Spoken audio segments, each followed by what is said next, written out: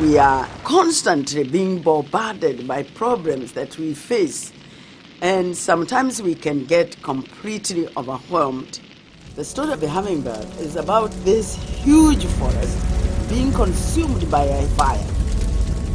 All the animals in the forest come out and they are transfixed as they watch the forest burning, and they feel very overwhelmed, very powerless, except this little hummingbird. It says, I'm going to do something about the fire.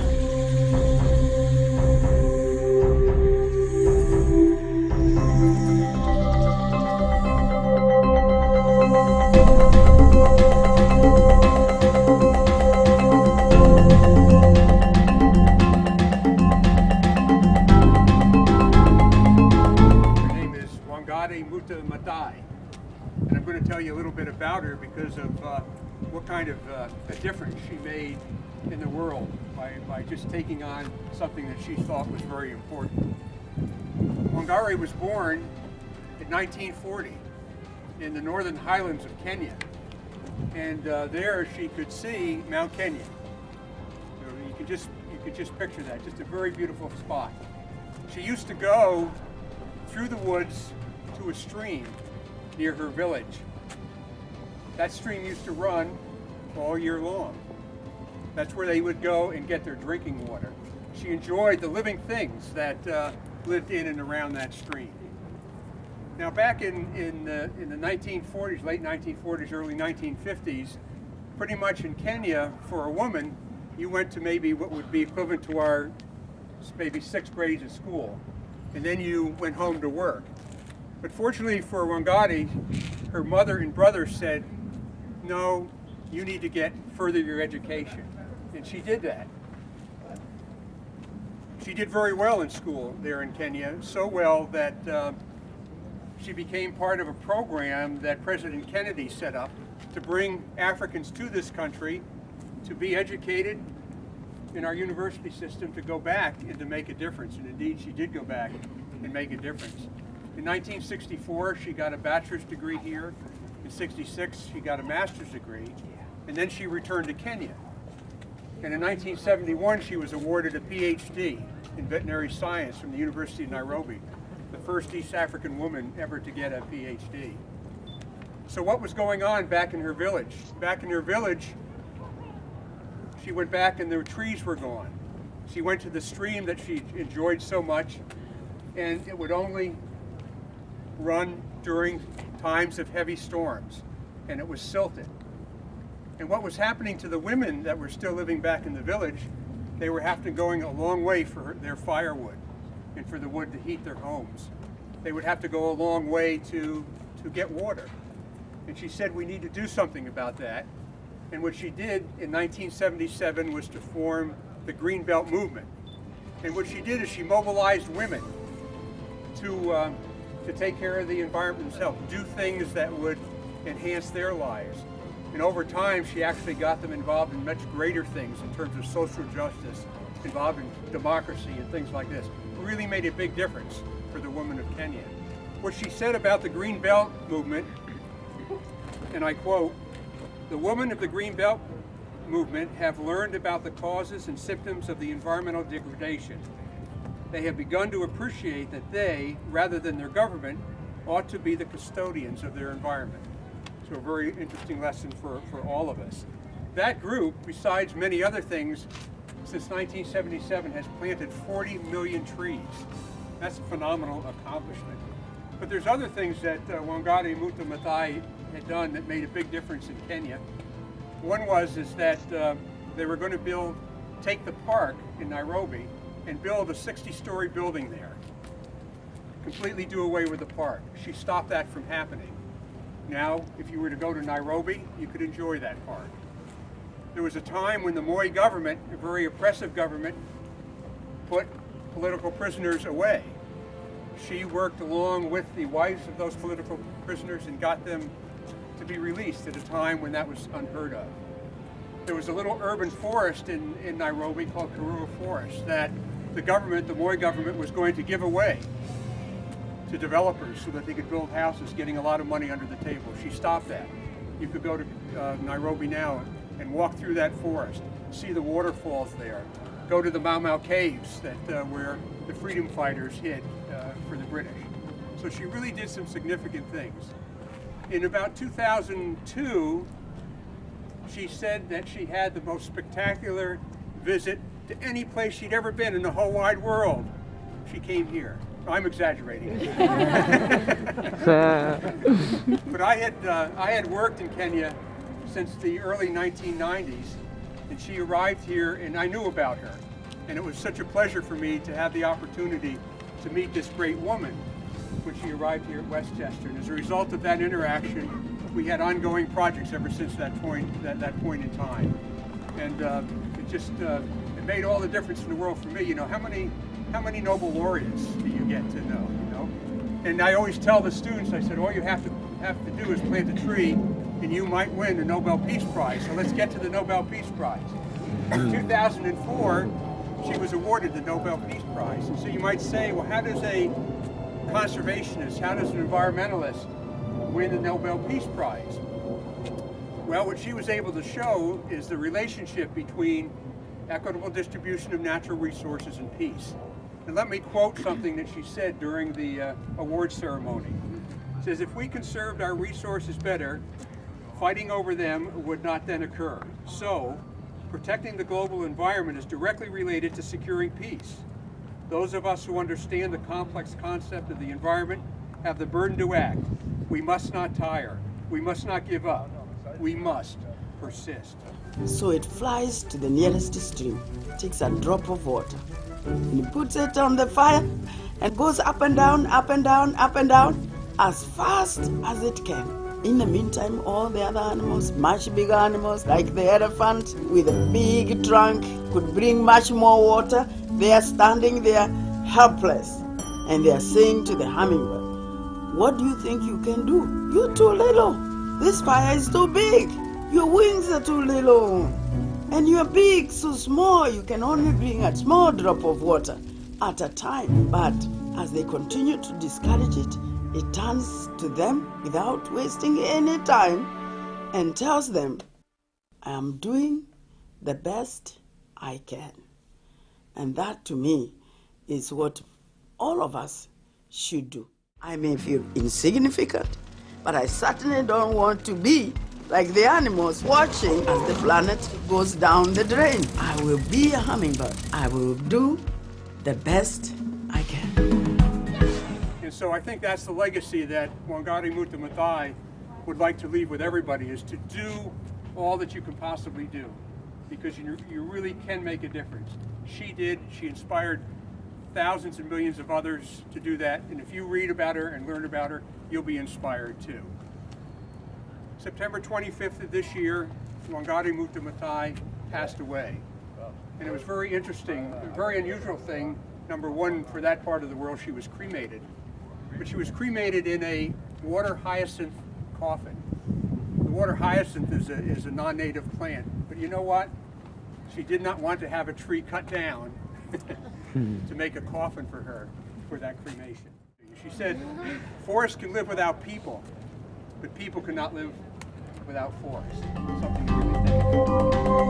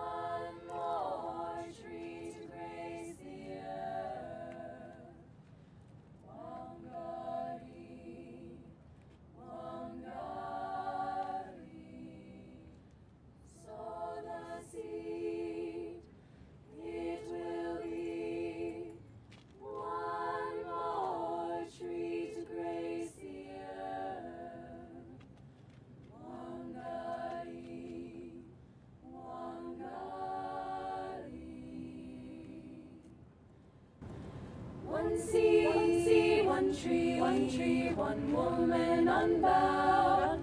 One sea, one tree, one woman unbowed. One sea, one tree, one woman unbowed. One sea, one tree, one woman unbowed. Sow the seed, it will be one more tree to grace the earth.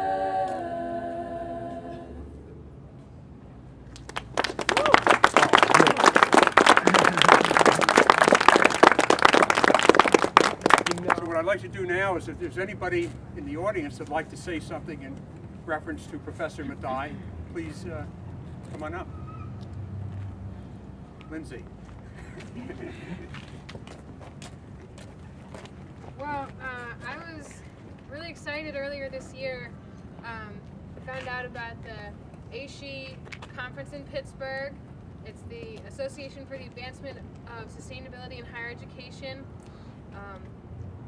Really excited. I wanted to go. I got permission from my boss to go, and I really wanted to go because the keynote speaker was going to be Nobel laureate Wangari Maathai. And just before the conference began, she sadly passed away.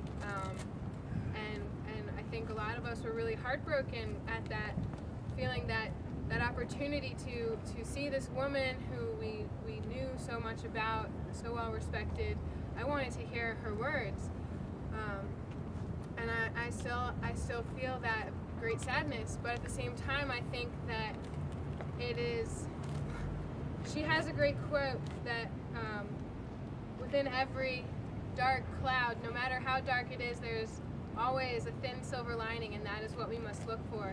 So I actually try and live that in my own life as well, and so what silver lining can we get from her passing is the opportunity to spread her words, her work among us here at Westchester, among any other connections we may have in our lives, so that we can have her work continue to live on, and she will live on through the great trees that she has planted and through the changing of minds and the education of young people that we have the opportunity to affect here at the university. So I would really encourage everyone to go online. There's so much information about her. She's written books. She's been involved with so many organizations that there's so much information out there. Go read about what she's done and take inspiration from her. She started planting trees, which is really a very simple solution to complex problems. She just took step after step, continued along the path that she had chosen, trying to do what she saw as was right, and that led her to further opportunities. So, we often feel overwhelmed by the problems that we are faced with, but it's very important to not be overwhelmed and to just say, I'm the hummingbird, I will do what I can do, get an idea, follow it, it will lead you to something else that is good, and it will lead you to other people who you can work together to create positive change. So that's what we should take away from the knowledge of Wangari's life. Yeah.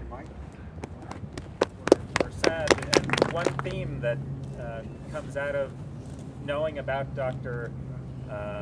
Maathai is that one person can do something. The hummingbird can do something, and I've been interested in how people get that kind of inspiration and how they get the confidence to do that. And I know that Dr. Maathai, when she came to the United States in the 1960s, was strongly influenced by the American Civil Rights Movement and by Dr. Martin Luther King. And I think about how far we've come in this country since that time with regard to the freedoms that we all have as a result of the civil rights movement and the way that we think about ourselves and our country differently. And so I think there's inspiration also knowing that one person like Dr. King and people in other fields have always made big differences. It takes one person. to take a stand and to take action. And so I'm just reminded that, you know, she was a wonderful, spectacular person. She was not unique. And there are probably some of you who can do similar amazing things today by becoming the hummingbird.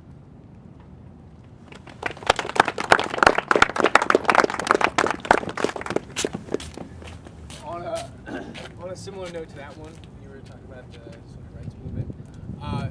One of the things she fought against mainly was the powers of control. As Dr. Hutel was saying, there was a lot of control going on, especially the women in Kenya, and it was really fighting against the control and the dominating nature that we see all over. I mean, domination of the women of the area by keeping them uneducated and other such things.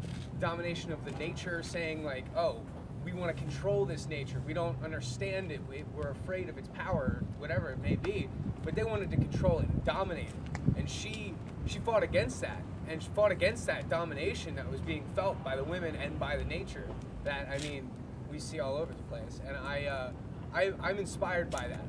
I'm inspired by that, you know, even no matter how tight of a grip of control something may have on you or the situation, there's always ways to fight back against it, and that's something that she proved with her life, and I find inspiration in that.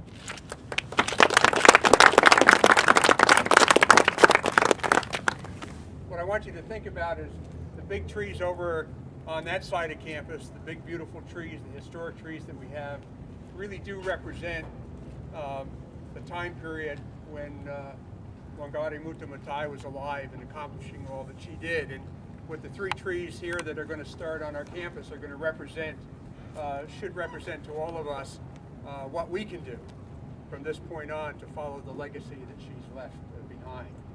What we have here, there's the 2 trees right here, black tupelo. The genus name, Nicaea, actually has to do with a Greek water god or water mating or something to that effect. But the bottom line is it really makes that connection to how important water is and that nice clean water that Professor Maathai used to visit. These trees, trust me, next year will be the most colorful trees on campus. They're very bright red. You can see a couple of leaves are still hanging on. These trees are alive and they'll really be great glory right here, and we can remember that when we come by.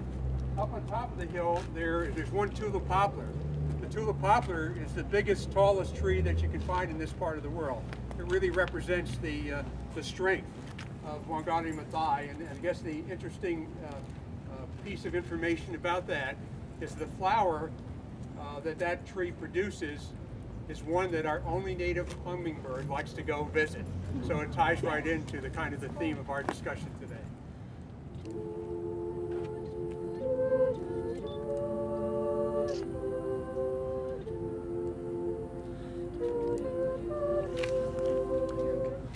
I've heard it said that people come into our lives for a reason, bringing something we must learn, and we are led to those who help us most to grow if we let them, and we help them in return.